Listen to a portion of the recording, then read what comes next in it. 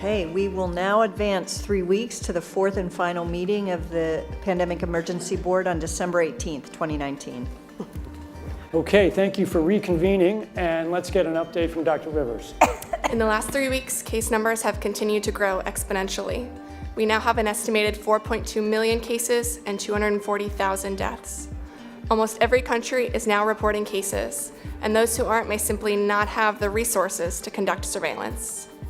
We don't see any change in the rate of rapid spread, and models estimate that we could have more than 12 million cases and close to 1 million deaths by mid-January.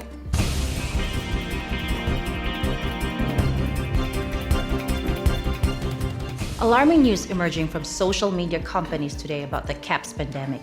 Twitter and Facebook are reporting they've identified and deleted a disturbing number of accounts dedicated to spreading disinformation about the outbreak. Countries are reacting in different ways as to how best to manage the overwhelming amounts of dis and misinformation circulating over the internet. Experts agree that new disinformation campaigns are being generated every day. Health experts have highlighted that dis and misinformation are wreaking havoc on the CAPS response. Pharmaceutical companies are being accused of introducing the CAPS virus so they can make money on drugs and vaccines, and have seen public faith in their products plummet. Thank you, Dr. Sell. So here's the policy crisis for this meeting of the board. How can governments, international businesses, international organizations ensure that reliable information is getting to the public and prevent highly damaging and false information to the extent that's possible about the pandemic from spreading and causing deepening crisis around the world? The social media platforms have to step forward and recognize the moment to assert that they're a technology platform and not a broadcaster is over. So I think one of the ways that we need to approach this is to make sure that we have the right representatives on traditional media networks in order to portray our side of the story and make sure that there isn't misinformation. No, I think a complementary tactic too is to tap faith-based organizations and civil society and other institutions to recruit them also to basically, almost at a grassroots level, continue to basically have the integrity of the information.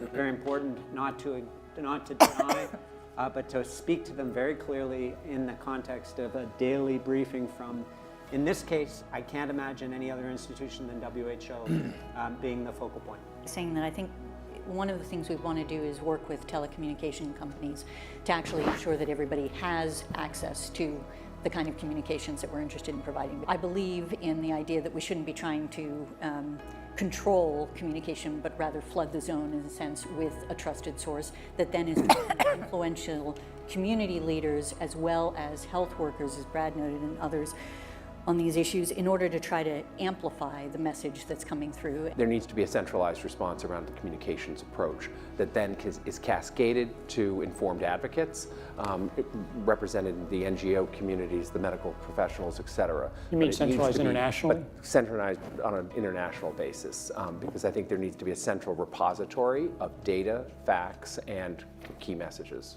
So I think a couple of things we have to consider are, even before this began, the anti-vaccine movement was very strong, and this is something specifically through social media that has spread. So as we do the research to come up with the right vaccines to help prevent the continuation of this, how do we get the right information out there? How do we communicate the right information to ensure that the public has trust in these vaccines that we're creating? Discussion is focusing on mis and disinformation, but I think what's important to counter some of that is to actually put out information or good news stories of people who have actually beat the disease, or best practices in other parts of the world that is delivering on results and sharing that. But also I agree on the point on having a centralized source of information and a world body that could have garner the respect of everyone, and I think the WHO in this instance might be that source of information. And again, using the UN networks on the ground in many of these countries has a UN presence through its resident coordinator systems, and I think based on the Edelman Trust Barometer, the UN still enjoys a lot of trust around the world, so it's a good bet. Thank you. Thanks, Jane. The greatest, way to impact it, in my experience, is not to let it sit. So in other words, find your trusted interlocutors that are capable of saying this is not acceptable, this is in fact the truth, here's the information. And I think the community of survivors is one example, but there's a whole series, employers, trusted faith leaders, variety of health workers, and so on can be part of that. It's also about how we incentivize them to manage their behaviours, which in any communicable disease outbreak, behaviour of one sort will minimise your chance of getting a disease versus behaviour of another sort, which may maximise that chance. Having a source, a national source, an international source, other trusted sources, and really guiding everybody towards that information is one of the most effective ways to deal with a situation like that. Great. If it comes back to misinformation on a level of governments, of countries, then we need, as Sophia mentioned, trustable international organizations, UN, WHO, and they have to come together to get together to spread this trust and to work against this. We cannot hold governments from doing misinformation on their own. So I fully trust on these organizations. Tom, just to build on that, I think you're right. It's important that the UN and WHO remain very clear.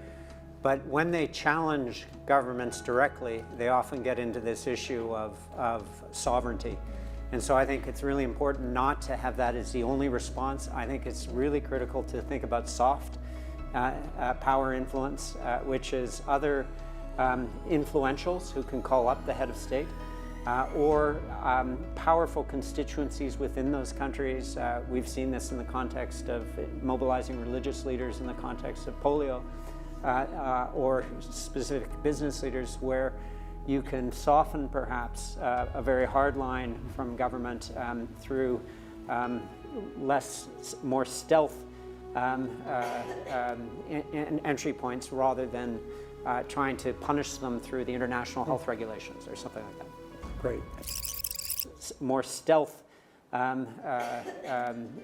entry points rather than trying to punish them through the international health regulations or something like that.